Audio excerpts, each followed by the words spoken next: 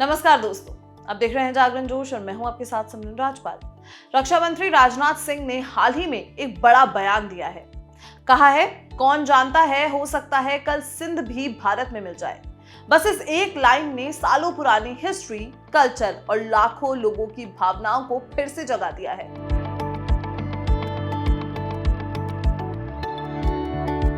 आखिर ये सिंध है क्या, जहां का नाम सुनते ही भारत में लोगों की धड़कन तेज हो जाती है।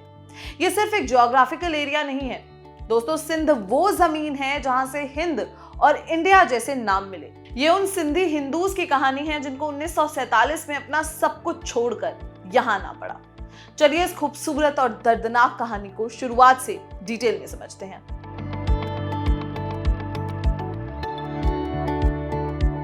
सिंध का चैप्टर भारत की पहचान से गहराई से जुड़ा हुआ है। ये वो क्षेत्र है जहां दुनिया की सबसे प्राचीन शहरी सभ्यता ने जन्म लिया, जिसे हम इंडस वैली सिविलाइजेशन के नाम से जानते हैं। मोहनजोदारो, हड़प्पा और कोटडिजी जैसे बड़े शहर यहाँ 4500 साल से पहले बस चुके थे। सोचिए उस वक्त कितनी एडवांस्ड प्लानिंग थी।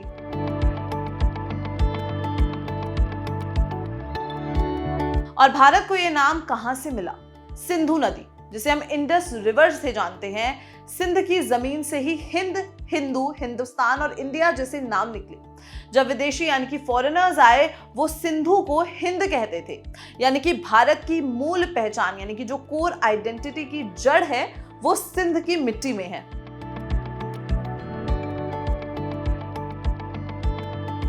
सिंध हमेशा से संस्कृति यानी कि कल्चर और शांति का केंद्र रहा है। ये व्यापार यानी कि ट्रेड और समुद्री संपर्कों यानी कि मैरीटाइम कॉन्टैक्ट्स का प्राचीन केंद्र रहा है। सिंधी लोग व्यापार में भी बहुत माहिर थे।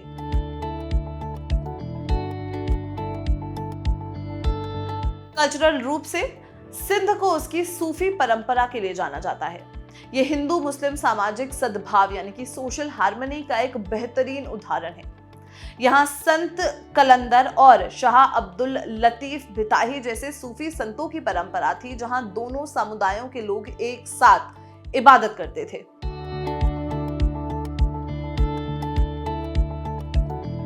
सिंधी लोग हमेशा से उद्यमी यानी कि एंटरप्रेन्योर्स रहे हैं। उनका लेखन यानी कि राइटिंग और कलाम में भी बहुत योगदान रहा है। आज भी पूरी दुनिया में फैली हुई सिंधी डायस्पोरा अपनी संस्कृति और मेहनती स्वभाव के लिए जानी जाती है। ये लोग जहां भी जाएं, वहां एक नई शुरुआत करते हैं।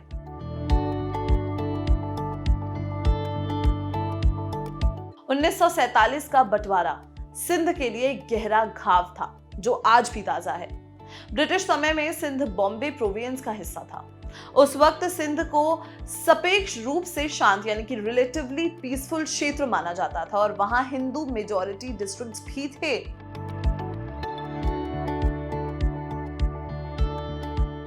लेकिन पार्टीशन के बाद हालात तेजी से बदले।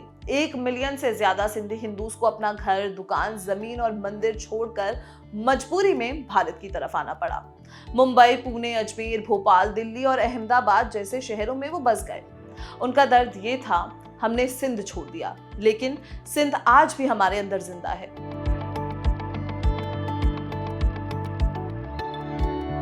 सिंधी भाषा दुनिया की सबसे प्राचीन भाषाओं में से एक है, जिसे 40 मिलियन से ज्यादा लोग बोलते हैं।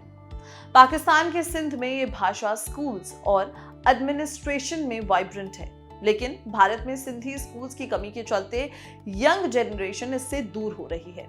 ये भाषा आज भी इस प्रवासी समुदाय की पहचान का स्तंभ है।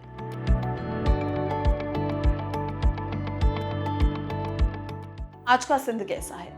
यहाँ का मुख्य शहर यानी कि जो मेजर सिटी है वो कराची है, जो पाकिस्तान की सबसे बड़ी इंडस्ट्रियल पावर है। सिंध की संस्कृति आज भी सिंधी भाषा और सूफी परंपरा में जिंदा है।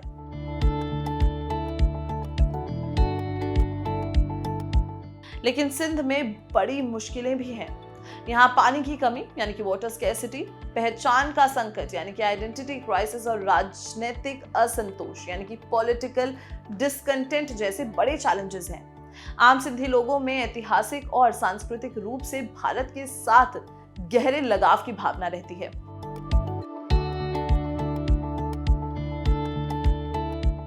सिंध का जज्बा यानी कि स्पिरिट कभी नहीं टूटा।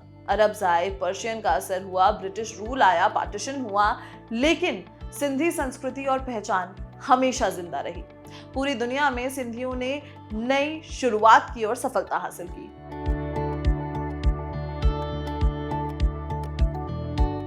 राजनाथ सिंह का बयान किसी नए राजनीतिक संघर्ष की तरफ इशारा नहीं करता, बल्कि ये ऐतिहासिक याद यानी कि हिस्टोरिकल मेमोरी को जिंदा करता है, जो सांस्कृतिक रूप से भारत और सिंध को जोड़ती है।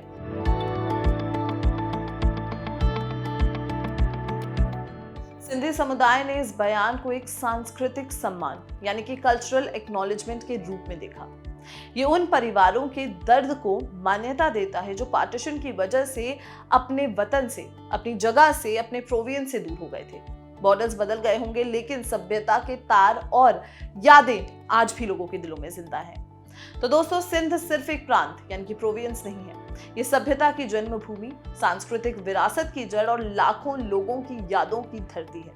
राजनाथ सिंह के इस बयान पर आपका क्या कहना है, हमें कमेंट सेक्शन में जरूर बताएं। और अगर ये वीडियो आपको पसंद आई हो तो लाइक और शेयर करना बिल्कुल भी ना भूलें और देखते रहें जागरण जोश।